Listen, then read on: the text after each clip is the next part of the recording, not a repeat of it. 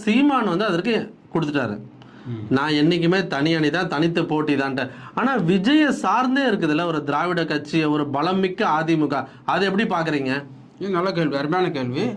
அதாவது சித்தாந்தங்கள் அடிப்படையில் வந்து நாட்டை நான் கொள்கைவாதி, நான் சித்தாந்தவாதி அப்படின்னு சொல்லிட்டு தன்னை அறிவிச்சு கொண்டு அந்த கொள்கை அடிப்படையில் வந்து மக்களுக்காக போராடுறவர், பல தலைவர்களை ஜாதி ரீதியாகவும் இல்லாமல் அந்த பல சமூகங்களை ஒற்றுமையாக என்ன செயல்படுத்த வேணும் அப்படிங்கிற திட்டத்தை சீமான் வந்து சொல்லி தான் பேசிட்டு இருக்காரு.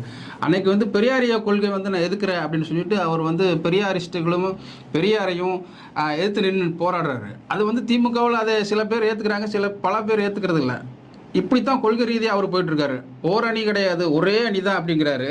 ஒரே அணி, ஒரே ஸ்டேட்மெண்ட். ஆமா, இது வந்து பாத்தீங்கன்னா இல்ல அதற்கு வந்து கிட்டத்தட்ட அவருக்கு பலமா தான் இருக்குல்ல. ஆமா, அரசியல் நிலைப்பாட்டுல வந்து நான் இப்படித்தான், என்னோட கட்சியும் இப்படித்தான். ஆனா அவரை சார்ந்து இருக்கிறவங்களுக்கு கட்சியோட